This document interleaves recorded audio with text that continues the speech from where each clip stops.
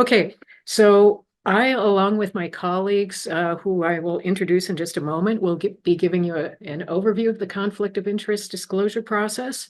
I will invite you to put any questions you have in the chat. We have personnel staffing arranged to monitor the chat, and we will address those questions at the end of the presentation.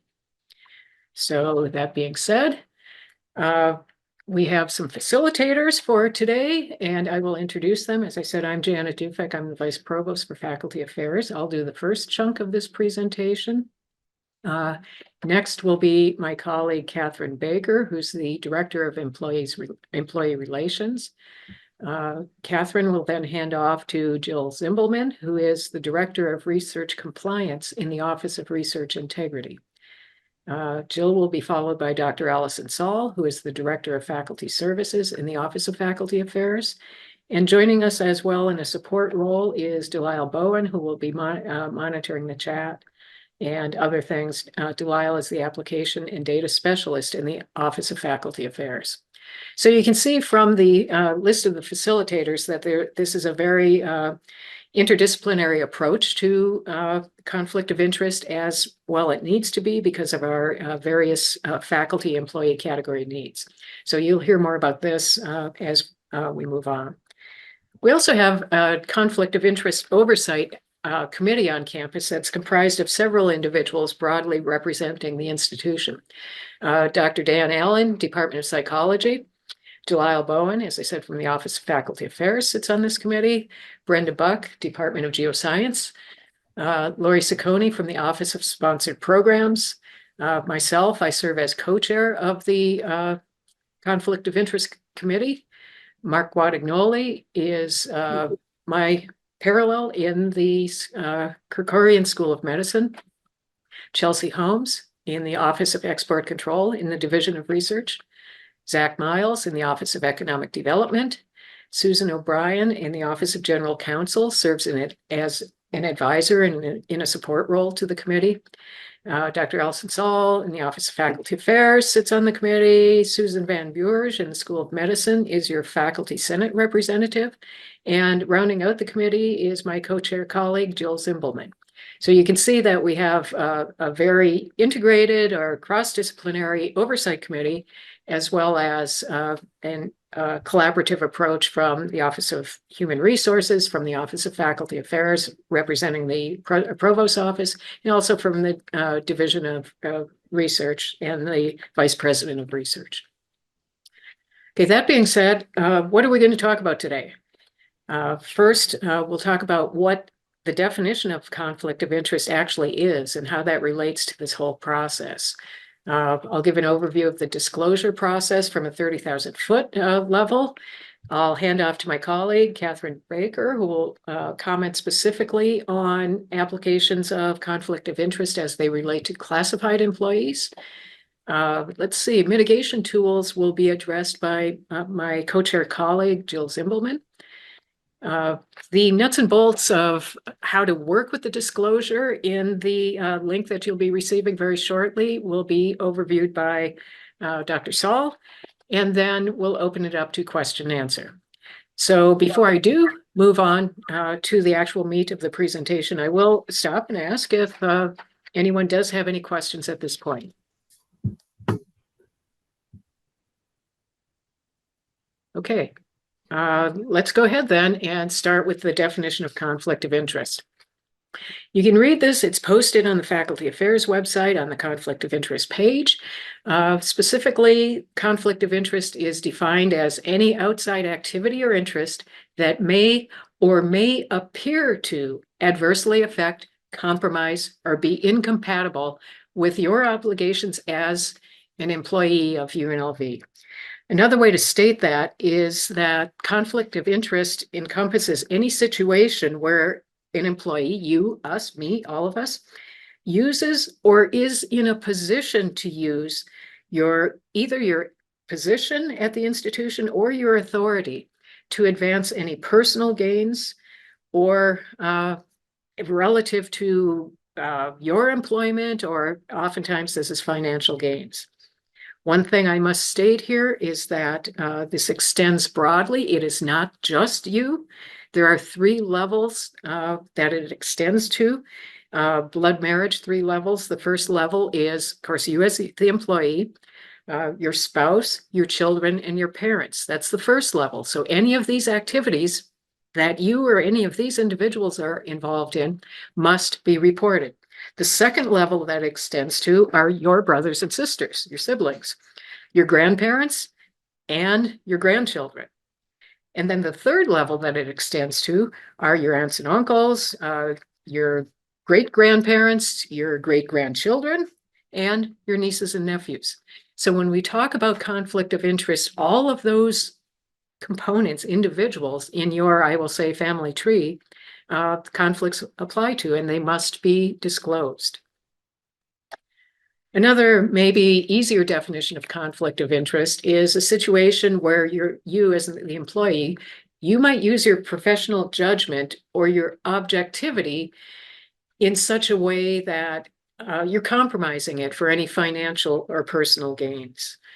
So in other words, your personal interests, or any of those individuals that are related to you in one way, shape, or form by blood or marriage, putting those personal interests at odds with the professional obligations that you have, the professional responsibilities that you have as a UNLV employee. So let's say it with pictures. Generally now, conflict of interest involves both bias and benefit. So we have these 2 worlds that I've created here on this slide, the bias on the left in the red, and the benefit that might exist in blue on the right. As those 2 worlds converge, and their area of intersection is where a potential conflict of interest can in fact exist. So bias is some influence on your judgment where you may not be objective totally, and that could result potentially in a benefit of personal gains. So a real easy example for us, since we're in a situation, an institution of higher learning, it relates primarily to academic faculty. Let's say you're teaching courses at a competitor institution, and you're doing that and you're being paid for that. That would definitely be a conflict of interest and or a conflict of commitment, and that must be disclosed. Okay, so very briefly, I'm going to talk about types of conflicts. You might put them in various buckets and ask yourself, is this conflict? Well, one type of conflict that's pretty easy to understand is a financial conflict. And that is where we have involvement, or one would have involvement with entities that could gain financially from research outcomes. So for example, let's say you are performing some research that is being funded by a company that has interests in your research outcomes. As researchers, we all know we can set protocols and that can influence the outcomes. And if you are being supported by a company or if your research is being supported by a company that has the opportunity to benefit from your research outcomes, that's definitely a financial conflict of interest. Another type is a personal conflict. So you may hold opinions that could bias objectivity. So let's stay with this business model for an example. And let's say, for example, you have a friend who owns a company that could benefit from your research results. So in the financial case, that company may be supporting your interests. From a personal perspective, that company may be owned, and whether or not they're funding your research or not, they may benefit from your particular outcomes. So I'll give an example from my world. So in my history, I've done a lot of work consulting for an exercise equipment company, that's one case, or an athletic shoe company. So if we're testing athletic shoes, and we know the strengths of the shoe that the company we're being supported on, and the weaknesses of competitor companies, we could bias the protocol to produce positive results. That's definitely a personal conflict of interest. Other types, 2 more that I'll state: institutional conflicts of interest, where an entity holds interests that could compromise its objectivity, its integrity, or its decision-making.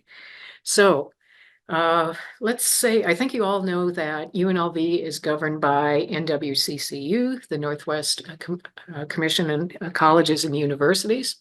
Let's say I sit on the board of directors of NWCCU. I could make decisions on that board that bias the objectivity of some initiative that UNLV might be trying to advance. That would definitely be an institutional conflict of interest. The last type that I'll identify is an intellectual conflict of interest. And that is where, intellectual conflict of interest is that where personal, professional or academic interests might compromise your objectivity. So, for example, you may sit on a grant review committee. And let's say you're in a section reviewing grants that fall under the umbrella of your major research interests as well. You're reviewing these grants. You're supposed to be objective. You're not supposed to be biasing or scoring very low your chief academic competitor in the research world. That would be an intellectual conflict of interest and certainly must be disclosed. So the disclosure process at UNLV is entirely relying on you and your integrity in your self-reporting. And as I said, we're entering the disclosure period now. This is the time when you as an employee at the institution will disclose whether or not you have a conflict. And if you do have a conflict, then you're required to provide additional information. And my colleagues will get into that as we move along. Now, keep in mind, simply disclosing a conflict does not suggest that you have done something wrong. There's not necessarily any impropriety with disclosure. What it does demonstrate is transparency, that we're telling the institution and the state of Nevada, and in some cases, our federal funding agencies, in many cases, our federal funding agencies, that we may potentially have, or there may be a scenario or a sense of someone thinking there is a conflict of interest. So UNLV is not particularly concerned about financial dollars that are involved with a potential conflict. So, you know, how much you as an employee may be financially gaining income, but UNLV is concerned about the time commitments potentially and potential conflicts of time relative to financial interests. So the disclosure process itself, there are two formal actions that occur. First is the request by you or me or any of us as UNLV employees to seek approval for any outside activities we may be involved with. There are pre-approved activities that your supervisor, typically a department chair or a direct supervisor, a dean, whatever, a division leader, that they have to be aware of your activities and they need to approve them. And there will be a process, and we'll overview that process. It's formalized by the completion of an outside activity request form. And then the other formal process, or the other formal step, let me go back. The outside activity request form is to be requested at any time prior to entering into a potential commitment or with a potential conflict. So that's 365 all year. The annual conflict of interest disclosure is done by all employees, typically in the month of February for the previous calendar year. We are all bound, we as UNLV, the institution and its employees are all bound by Nevada state law, NRS 281A, which is ethics in government. So we're all bound by that state law.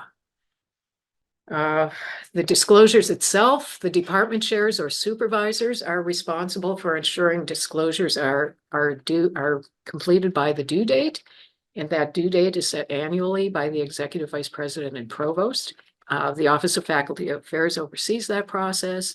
HR and Research Integrity will be overseeing aspects of that process this year as well.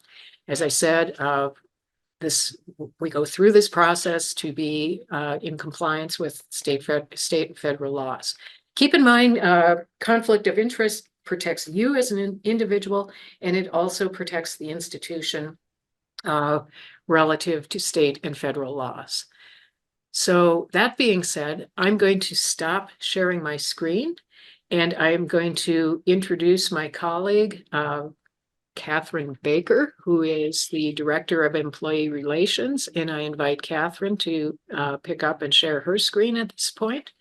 And I thank you for your time. Catherine, the floor is yours. Thank you so much for that, Janet. Appreciate you.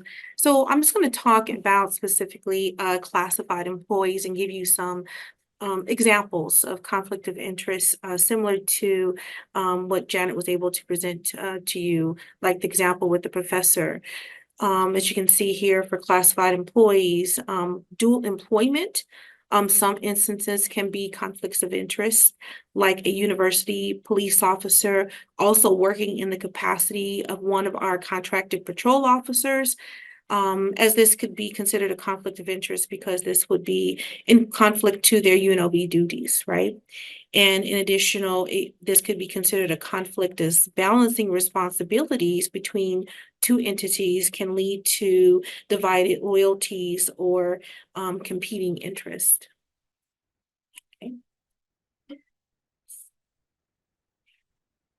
Also, financial interest. For example, another one, a custodial employee who owns a company that bid on work or is bidding for work on campus. This particular example could influence the custodial employee's work within NSHE or here at UNLV, so this could be considered a potential conflict of interest. And just in general, financial conflicts of interest can, also include doing business within NSHE, investments, or other financial arrangements. And also just employee relations, like myself and my team will work with the appointing authority and or their designee to determine if there is a true conflict of interest for the classified employee. And there are also, I want to be clear, specific situations that may require further evaluation when it comes to our classified employees as well, too. So I'm going to stop sharing my screen. And I'm going to pass this on over to my colleague, Jill.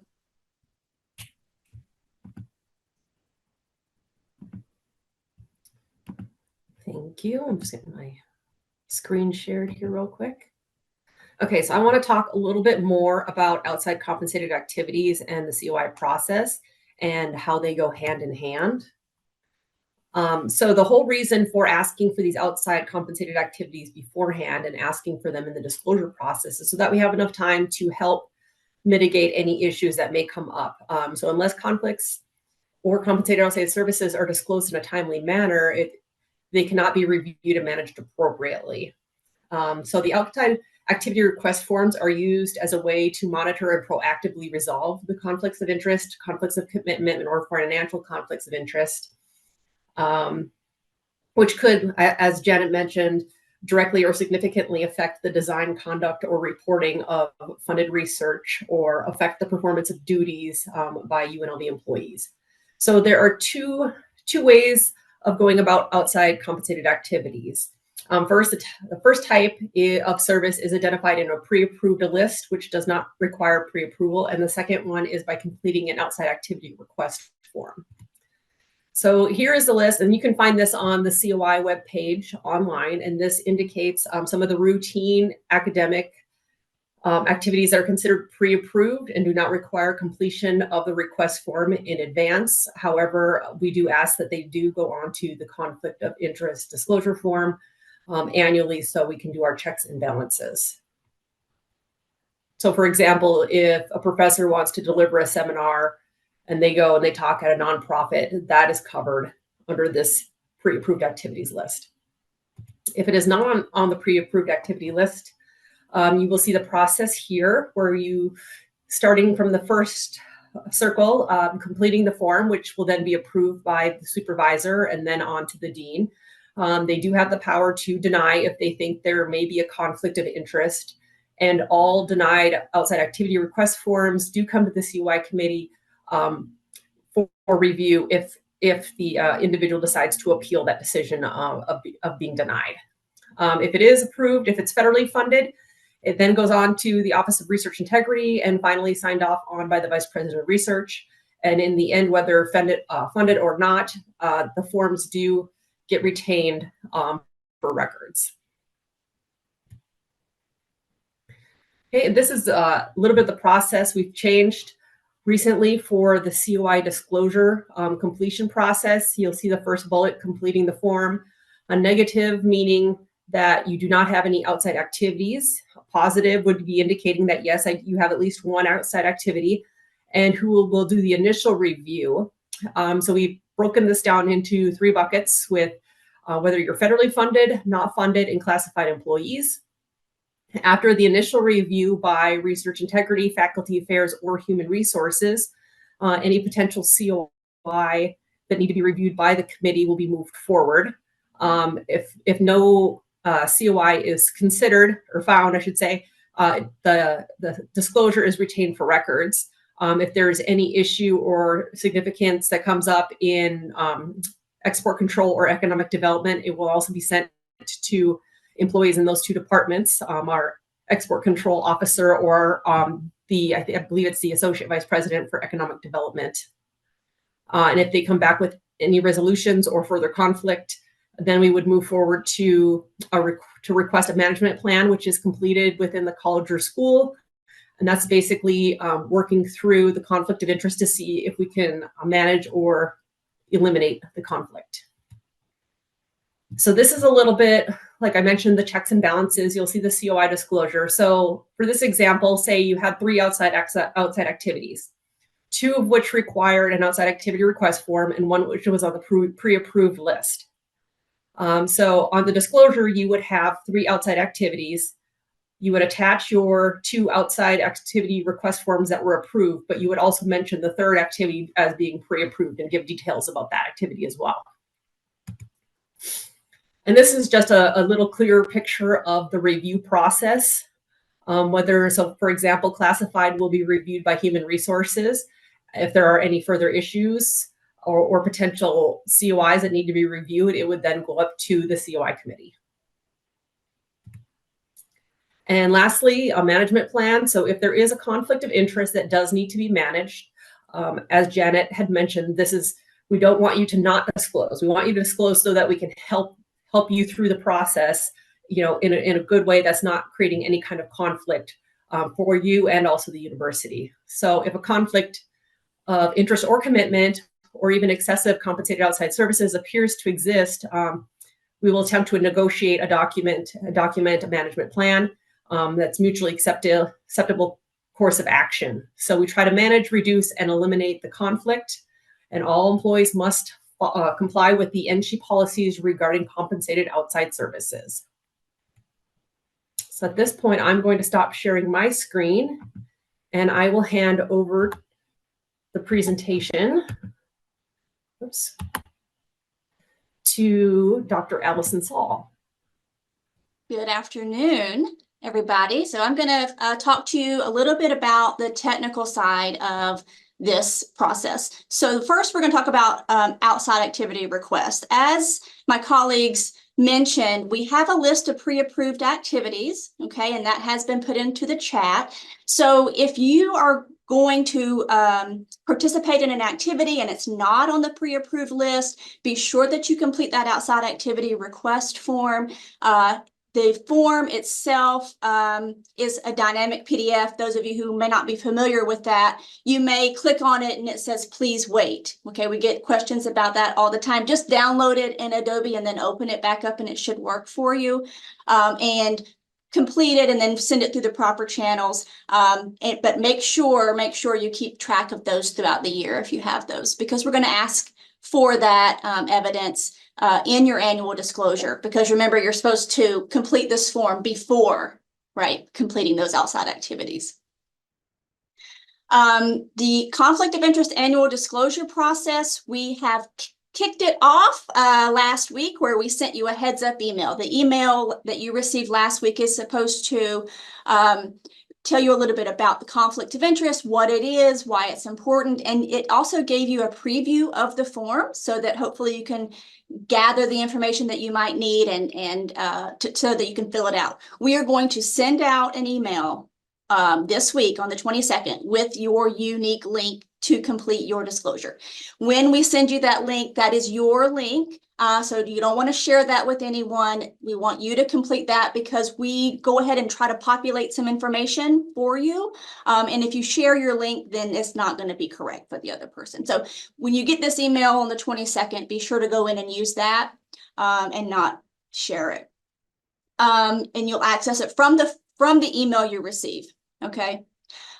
These are due March 31st. And that is because the Conflict of Interest Committee needs time to review these because we do report this information up to INCHE. So we need to have time to, of course, generate all of that information. So March 31st is when we will need that. Once you complete it, you will receive a copy and your supervisor will receive a copy. Okay. When you get your email and you're ready to click on it and start filling it out, it's going to populate some information for you, like your name, your supervisor. If that's not, we get it from Workday. If that has changed since we populated it, you will have the ability to update that. But it's going to ask you, the big one is, did you or did you not, right? Participate in outside activities. If you did, we're going to ask you some questions about those. If you did not, you'll still have some questions to ask about your family members, like Janet was telling you about, or the pre-approved activities. We want you to put down what you've done with that. So did or did not, that's the main question. Then you'll have to answer some questions about foreign influence. That's everybody's going to be asked that. Equity and ownership, everybody's going to be asked that. And travel. Okay. If you did, you'll have a bit more questions and we'll want you to upload those outside activity request forms and management plans if you have those. And again, when you submit your disclosure, you'll receive a copy and your supervisor will receive a copy. Okay. So a few tips. The form has information and definitions, so please read that carefully so that you can see exactly what we're asking for and maybe some examples of what we're asking for. It'll also provide links if it's necessary, if we reference that. Have your outside activity requests and keep track of all that you're pre-approved. Make sure you have that prior to going into the form. That'll save you some time. You are able to leave the form and go back, so you don't have to complete it all at one time in one sitting. As you enter 2024, and you have outside activity requests or you participate in things that are pre-approved, keep track of those things so that it's easier for you to complete your annual disclosure when we send out the call in the spring of the following year. And email us, Faculty Affairs, with any questions that you might have. We're happy to help. We're here to help, and we'll direct you to wherever we need to send you to get your question answered. We're quite responsive, so feel free to reach out. No questions too small. We're here to help. Okay. Again, contact us, or if you have specific inquiries and you really just want to talk to one person or another, here's everyone's email addresses that are facilitators on this call today.